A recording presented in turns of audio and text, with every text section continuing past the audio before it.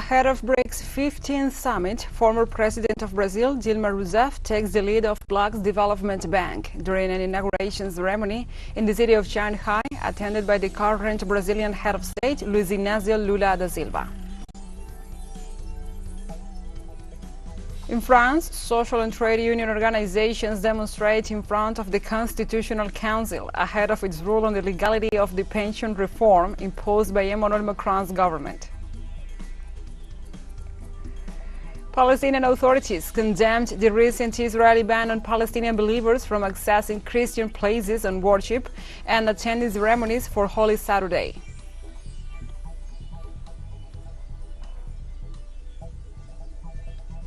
From the headquarters of TeleSUR English in Havana, Cuba, this is From the South. I'm your anchor, Gladys Quesada, and these are the news. The former President of Brazil, Dilma Roussef, formally assumed on Thursday the presidency of the new BRICS Development Bank during an inauguration ceremony in the city of Shanghai. In the presence of the Brazilian head of state, Luiz Inácio Lula da Silva, Roussef formally assumed the leadership of the fund intended to grant loans, financing, and technical assistance for projects of the members of the economic bloc and other developing countries. Dilma will finish the 5-year term of her predecessor, Marcos Torico, appointed by Jair Bolsonaro in 2020, and will remain in office until July 6, 2025. In her dissertation, Dilma highlighted the importance of the bloc formed by Brazil, China, Russia, South Africa, and India for global development.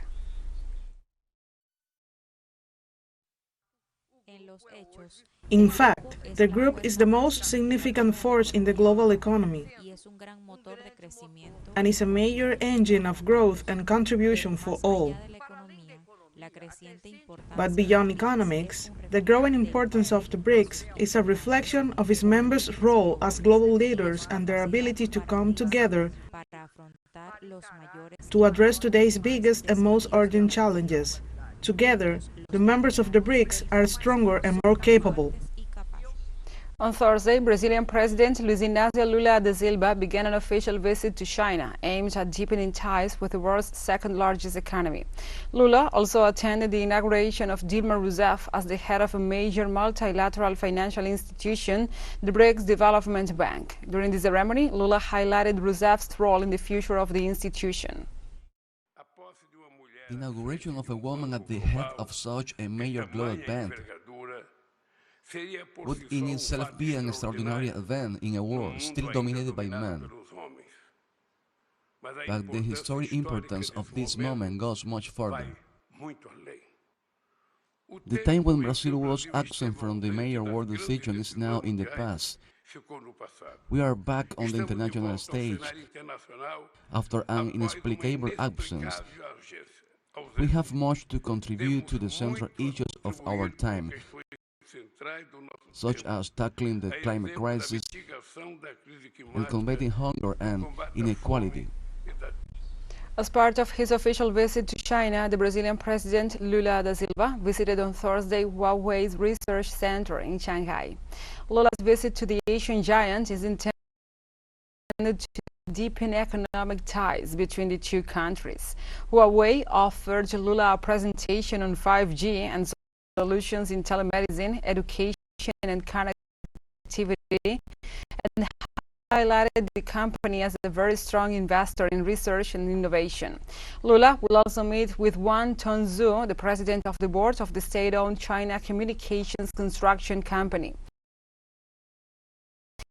Lula was accompanied by Liang Hua, the technology firm president, as he toured an exhibition on Huawei's presence in Brazil.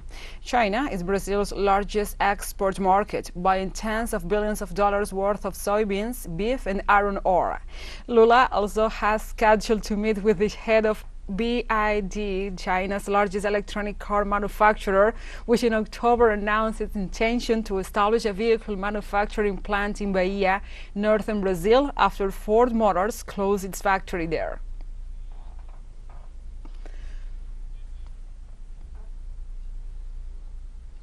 At least 2 people have died in Colombia on Wednesday after the collapse on a bridge between Quindío and Valle del Cauca, as confirmed by the National Infrastructure Management Agency. The entity in charge of transport infrastructure has indicated that there are estimated to be around 15 injured and reported that the causes remain unknown. The governor of Quindío, Jaramillo, has reported that there were 5 vehicles involved in the accident: 2 police turbos, 2 trucks, and a private vehicle. According to the official, the 2 deceased were police persons. The bridge was built in 1984 and handed over to the current concessionaire in 2006.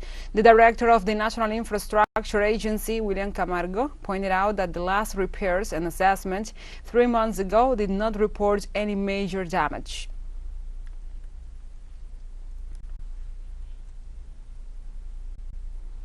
And in Ecuador, relatives of the inmates at a Guayaquil penitentiary center still wait for news on their loved ones after the death of 6 prisoners in a new episode of violence. The families of the victims gathered on Wednesday outside the penitentiary center in Guayaquil to demand information about their loved ones after the notification of the incident. The authorities have not specified the prisoners had signs of violence, nor if they belong to criminal gangs. The deceased were in Ward Number 5 of this prison, which houses some 6,800 prisoners and is part of a large penitentiary complex. According to local media, this ward is controlled by a gang called Las Águilas, which imposes its law and extorts prisoners. I wake up and find the news that there are 6 dead in Ward 5, and my fraternal is in Ward 5, and we want you to give us information if he is on the list of these 6 dead.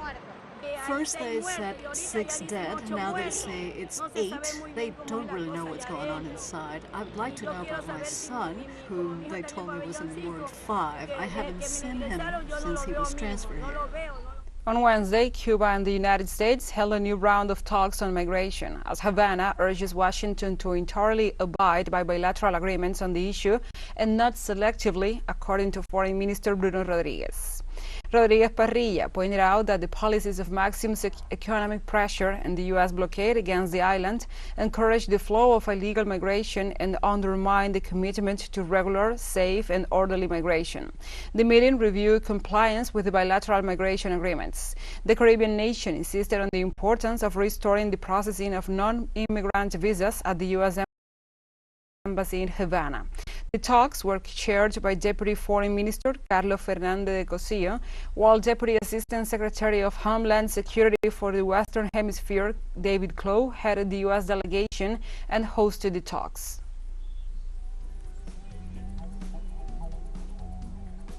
Let's take a short break, but first remember you can follow us on TikTok at TeleSUR English, in which you will be able to see news in different formats, news, updates, and more. Other stories coming up. Stay with us.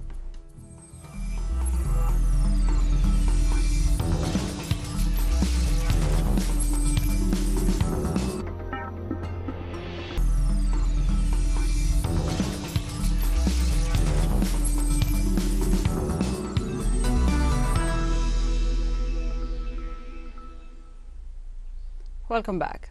On Thursday, French social and trade union organizations demonstrated in front of the Constitutional Council in Paris, which on Friday will rule on the legality of the pension reform imposed by the government of Emmanuel Macron.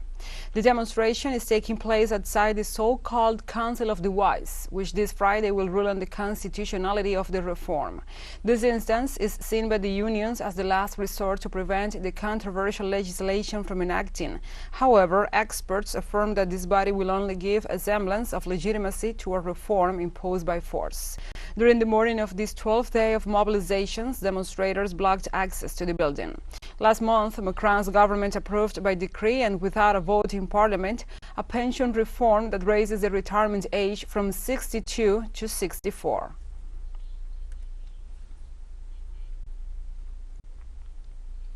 And Thursday marks the 12th day of demonstrations against the pension reform forced by the President Emmanuel Macron. Mobilizations now extends to the city of Toulouse on the eve of the verdict of the Constitutional Council. French trade union leaders warned that their action against the president's pension reform will continue whatever comes out of the ruling of the Constitutional Council on Friday.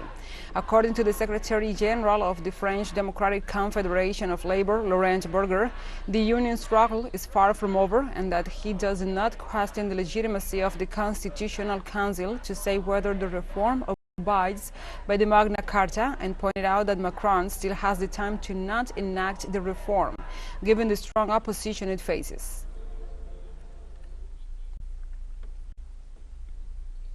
The General Confederation of Labor Secretary General Sophie Binet warned that it is not the last day of mobilization, assuring that they will continue to see each other. No, it is not the last day. I confirm that. We are going to see each other again a lot, and you are going to come a lot more on days of mobilization. So it is certainly not the last day, unless Emmanuel Macron withdraws the pension reform tonight, in which case it will be the last day, and tomorrow you will be invited to a big party. In any case, the law will not emerge unscathed from the Constitutional Council, and that will confirm all of our criticisms from the beginning on the unjust character of this law, the violent character from a democratic point of view of the process which led to it, and the fact that it should never be applied. Russian Foreign Minister Sergei Lavrov reaffirmed his Chinese counterpart Qin Gang that the country's relationship is resilient given the current environment. The comments came ahead of talks on Afghanistan attended by the foreign ministers of its neighboring countries, hosted in the Uzbek city of Samarkand. Our ties demonstrate resilience in today's environment. The frequency of our meeting is justified. It is important for us to synchronize the clock. And the Chinese Foreign Ministry spokesperson Wang Wenbin said on Thursday that the United States military drills caused the current tensions around the Korean peninsula. The current round of tension on the peninsula has its causes. The negative impact of the United States military drills and deployment of strategic weapons around the peninsula is obvious to all. China hopes that all parties will remain calm and restrained and will stop exerting pressure and confrontation. The United States side especially should take concrete actions at an early date and respond to the reasonable concerns of the Democratic Popular Republic of Korea and create conditions for easing tension and restoring dialogue as soon as possible.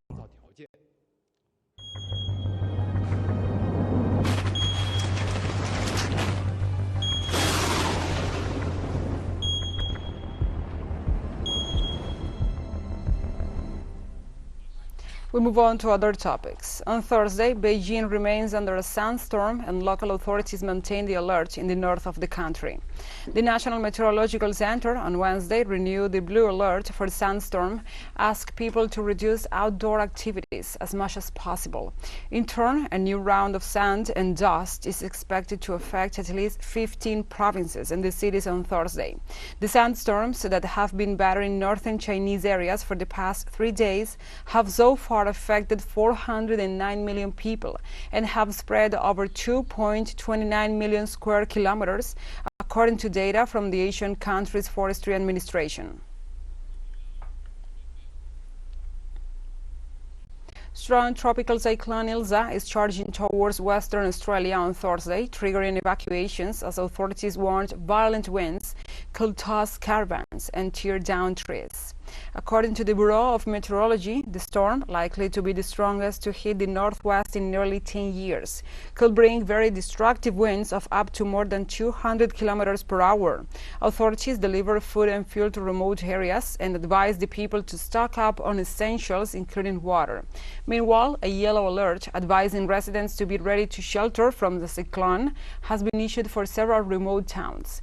The alert covered Port Hedland, the world's biggest iron ore exporting hub, where the majority of its residents are employees of mining companies. The town is about a 17-hour drive north of Perth, the capital of Western Australia.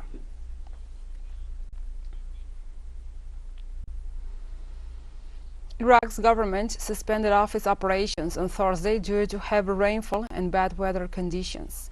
The recent heavy rainfalls had flooded roads in central city of Hilla, while at least 3 people, including a woman, have died by electrocutions in 3 separate accidents due to water flood in the city. The torrential downpours, accompanied by strong windstorms and floods, also caused significant damage in the provinces of Baghdad, Anbar, Najaf, Diwaniyah, and Wazid. As a result of the bad weather, the country's Prime Minister Mohammed Shia al-Sudani instructed the suspension of working hours in all provinces, including some schools. TeleSUR English continues to grow. You can now tune in from 33 different African countries using StarSat. Dial 461 and enjoy our Latin American alternative broadcast. One final short break and we'll be right back. Stay with us.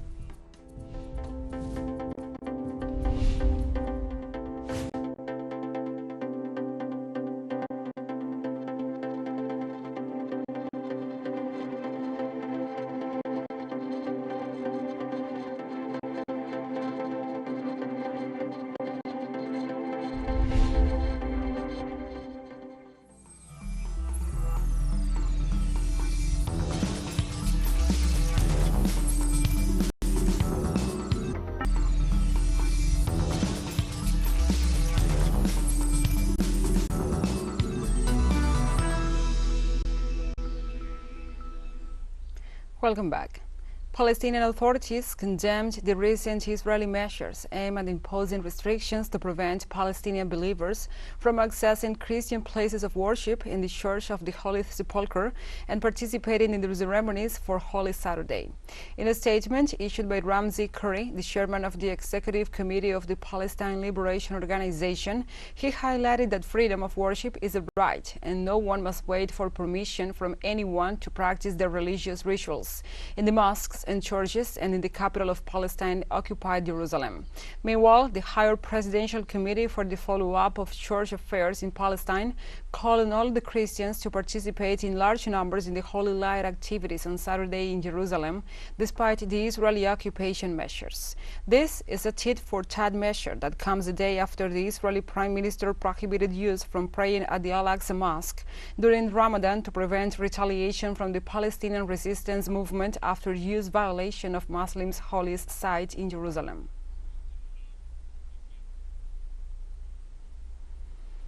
And 4 firefighters died and nearly a dozen others were injured after a massive fire broke out in a garment factory in the southern Pakistan's port city of Karachi. Rescue officials and police said the cause of the blaze, which ripped through the factory and eventually caused it to collapse, was not immediately known. According to witnesses, firefighters had almost extinguished the blaze when the collapse occurred. Meanwhile, several firefighting vehicles were dispatched to the scene as officers were assessing the impact of the flames at an adjacent building. In a statement, Pakistani Prime Minister Shehbaz Sharif expressed deep sorrow over the deaths of firefighters and conveyed his condolences to the families of the victims.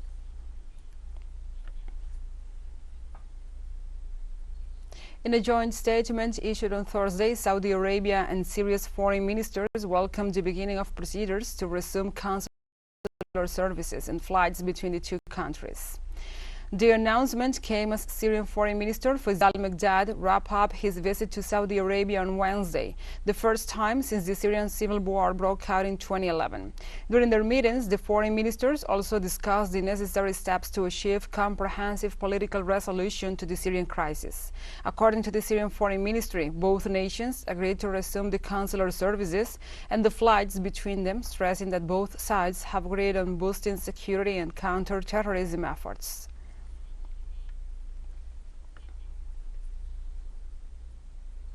United Nations Secretary-General Antonio Guterres called for massive international support for Somalia during his visit to the country, which came as it faces its worst drought in decades. The Secretary-General met in Mogadishu with representatives of Somali civil society organizations working in women's affairs and empowerment, climate change, persons with disabilities, youth, and marginalized groups, and said he was deeply inspired by their vision and energy. Guterres said the nation was dealing with humanitarian difficulties difficulties, while at the same time also combating a serious terrorism threat. Last year, Somali President Hassan Sheikh Mohamud launched a major offensive against irregular armed groups and claims to have killed 3,000 al-Shabaab fighters since the campaign was launched. My last visit to Somalia in 2017 was during a large-scale humanitarian operation to prevent famine. Today, the situation is once again alarming. Climate change is causing chaos. Somalia has experienced 5 consecutive poor rainy seasons, and this is unprecedented. Between now and June, 6.5 million Somalis are expected to face high levels of acute food insecurity. So the risk of famine is still looming. And we have come to the end of this news brief. But remember, you can find this and many other stories on our website at telesurenglish.net. And also, if you feel so inclined, please join us on social media for all the latest news. We are on Facebook, Twitter, Instagram, Telegram, and TikTok. For TeleSUR English, I'm your anchor, Gladys Quesada. Thank you for watching.